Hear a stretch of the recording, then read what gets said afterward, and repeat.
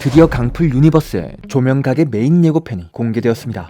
오늘은 예고편에 숨겨져 있던 떡밥들부터 캐릭터별 분석까지 한번 해볼 텐데요. 예를 들면 배성우가 맡게 된 형사 역이 우리가 알고 있는 그 양성식 형사가 맞는지 등도 알아볼 예정이죠. 참고로 오늘 영상은 인물별 분석을 위해 원작의 내용들이 나오기 때문에 혹시 나는 작품의 스포를 원하지 않는다, 날 것 그대로의 작품을 봐야 한다 하시는 분은 주의 부탁드립니다. 그럼 바로 시작합니다. 여기 조명가게엔 다양한 사람들이 옵니다. 일단 이번 작품의 배경인 조명가게, 원작에서는 강동 조명이었는데 정말 제목 그대로 조명가게로 간판이 바뀌었고, 그리고 나오는 이번 작품의 주인공 배우 주지훈이 연기하는 조명가게의 주인 원영 역입니다. 사실 제가 저번 티저 예고편 분석 영상에서는 이 원영이 양성식 형사가 아닐까 추측했죠. 일단 두 사람이 하는 일이 죽음과 관련되어 있다는 점도 그렇고, 또 선글라스는 양성식 형사의 마스코트니까요. 이렇게 양성식은 눈을 이용하는 저승사자이기에 이 능력의 통제를 위해 선글라스를 항상 끼고 다녔는데, 이번엔 주지훈의 원영이 선글라스를 끼고 있다. 네, 그래서 저는 양성식과 원영이라는 인물을 합쳤고, 이 시리즈를 발판으로 주지훈의 양성식을 메인으로 한 어게인이나 브릿지 등이 나오는 것이 아닐까 했죠. 하지만 이번 공개된 포스터를 보면 떡하니 배성우 배우가 형사 역을 맡고 있어요.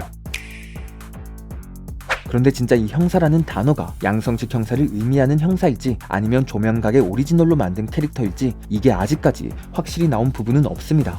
다만 예고편을 보면 이곳은 어디입니까? 나도 같은 질문을 했었죠. 근데 이 형사는 이 가게가 무얼 하는 곳인지 모르는 눈치예요. 그런데 원작을 생각해보면 양성식 형사가 이곳이 어딘지 모를 리가 없죠. 네, 조명각의 마지막 회에 양성식이 가게에 들어와 망가진 전구, 즉 망자의 영혼들을 가지고 나가기도 했고, 원영이 양성식에게 담배 좀 끊게라고 말하는 걸로 보아 1. 둘은 어느 정도 아는 사이다. 2. 양성식은 이 조명가게가 어떤 곳인지 정확히 알고 있다 라는 두 가지 사실을 추측 가능합니다. 네, 이를 통해 배성우가 맡은 형사는 양성식이 아닌 오리지널 인물이지 않을까 라고 생각은 하는데, 이 부분은 드라마가 나와야 확실히 알 것 같네요. 과연 원영이 선글라스를 착용한 이유는 무엇인지, 배성우가 맡은 형사는 어떤 인물일지 좀 자세히 풀어주었으면 좋겠습니다. 그럼 계속해서 예고편 보시죠. 여기에서 뭐 하시는 거예요? 나 모르겠어요. 먼저 다음 소개할 인물들, 엄태구와 설현이 연기하는 현민과 지영입니다. 네, 조명가게는 각 인물별로 숨겨진 사연들이 있는데요. 이번 예고편에서는 현민과 지영 두 사람에 대한 이야기를 굉장히 많이 공개했죠. 일단 첫 번째 장면을 보면 현민이 지영을 기억하지 못하는 것으로 나옵니다. 너는 왜 날 기억하지 못하니? 아니, 그런데 지영의 소개란에는 현민과 연인 사이였던 미스터리한 인물이라고 적혀 있는데, 어째서 현민은 연인인 지영을 기억하지 못하는 걸까요? 일단 두 사람이 연인 관계인 건 확실해 보입니다. 현민과 지영의 문자 내용을 보면 정류장인데 비가 많이 오니 괜히 기다리지 말라, 마지막에는 보고 싶다, 사랑해, 쪽이라고 적혀 있어요. 거기에 지영 또한 보고 싶다고 답변을 보냈는데, 이로 보아 두 사람의 사이가 굉장히 애틋하다는 걸 알 수 있죠.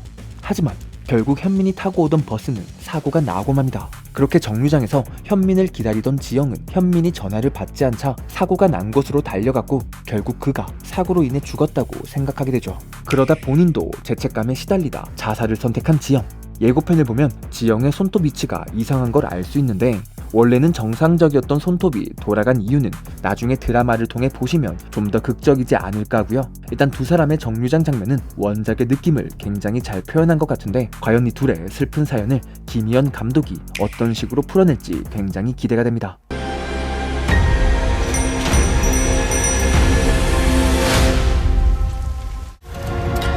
깨어날까요? 환자분들 의지에 달렸죠.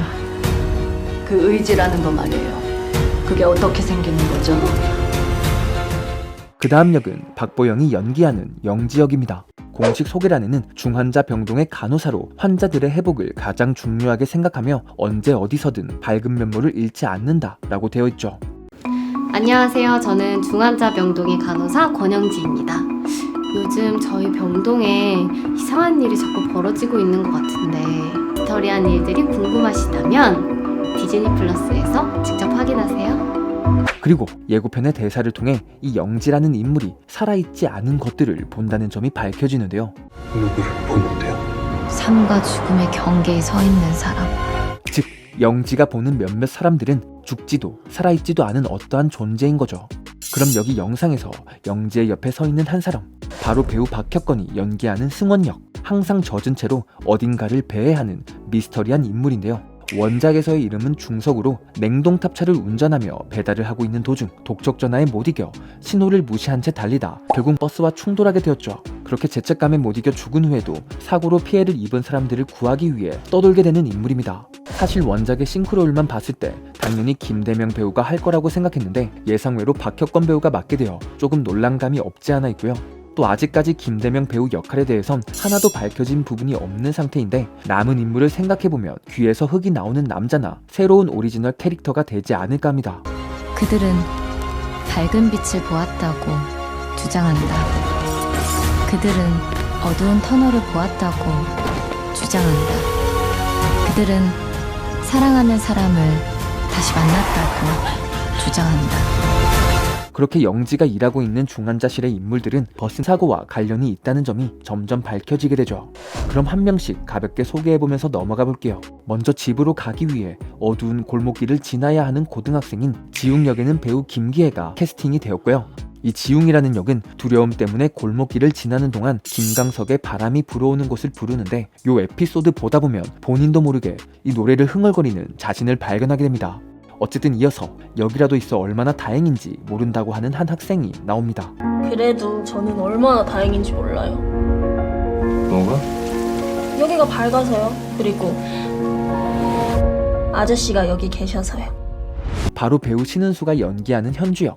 성격이 밝은지 친근하게 원영에게 말을 붙이는 여학생이며 점차 자신의 주변에 일어나는 일의 이상함을 느끼고 원영의 조명가게를 찾아오게 되죠. 넌 어쩌면 다른 사람이 못 보는 걸 봤던 걸지도 몰라. 뭘 보는데요? 그리고 딸 현주를 조명가게에 보내며 정구 심부름을 시키는 현주의 어머니 역에는 배우 이정은이 캐스팅되었죠. 아마 부자연스러운 입 모양으로 보아 원작에서 염을 할 때 넣은 솜 때문에 말을 못하는 설정은 이어지는 것 같고요. 다음으로는 예민하고 민감한 감각을 지닌 시나리오 작가이자 오래된 빌라로 이사한 후 이상한 일을 겪는 선혜 역에는 배우 김민하가 연기합니다. 최근 파친코의 선자 역으로도 많은 주목을 받았는데 이번 작품에서도 굉장히 기대가 되네요. 마지막으로 비오는 밤 빨간 구두를 신고 골목길을 헤매는 혜원 역에는 김선아 배우가 나옵니다. 영상에서 보면 병원에서 빨간 구두를 신고 있는 사람이 수술을 받으러 가는 장면이 나오는데 아마 혜원 또한 이 사고와 관련이 있지 않을까 하네요. 이것도 사람 사는 세상입니다. 만나게 될 겁니다. 네, 일단 이번 작품 무빙의 강풀 작가가 돌아왔습니다. 원래 디즈니 플러스 작품들은 넷플릭스에 비해 많이 인지도가 낮았지만 이런 디플에 날개를 달아준 작품이 바로 무빙이었죠. 이 무빙이라는 작품을 통해서 대박을 쳤지만 다시 하락세에 접어들었는데 결국 디플이 강풀이라는 히든카드를 다시 한번 꺼냈네요. 이번에도 본인이 직접 각본을 쓰기도 했고 원작도 너무나 재밌게 봤기에 이 부분은 괜찮을 것 같지만 살짝 걱정되는 건 이번 작품이 김혜원 배우가 감독으로서 연출하는 입봉작이기에 첫 작품부터 너무 대작을 맡은 느낌이 조금 있지 않나 합니다. 여하튼 무빙에서 최일한 역으로도 강풀 작가와 합을 잘 맞췄던 만큼 이번 작품도 잘 부탁드리고요. 조명가게는 12월 4일 8개의 에피소드 중 4개를 먼저 공개하고 이후 2주간 매주 2개씩 추가로 공개할 예정으로 즉 3주간이면 모든 에피소드가 공개된다는 뜻인데 과연 어떤 스토리로 각색되어 나올지 또 이 미스터리 공포물이자 인류애를 담고 있는 드라마 조명가게의 기추가 주목되는 상황입니다. 저는 마지막으로 김혜원 감독과 관련된 비하인드 영상 보면 마치도록 하겠습니다. 여기까지 매드무비였습니다. 잠시나마 즐거운 시간 되셨으면 좋겠네요. 김혜원 감독님의 머릿속엔 조명가게밖에 없구나.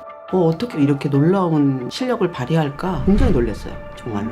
감독님 그런 감각이 있으신 것 같아요. 100% 희원 감독님 믿고 작업을 했었고요, 현장에서. 연기적으로 어떠한 고민이 있는지를 익히 알고 계셨던 분이셔서 디테일한 부분들이 되게 많았어요. 조명가게가 이렇게 어떤 세계관으로 보는 사람들한테 다가가는 게 가장 좋을까.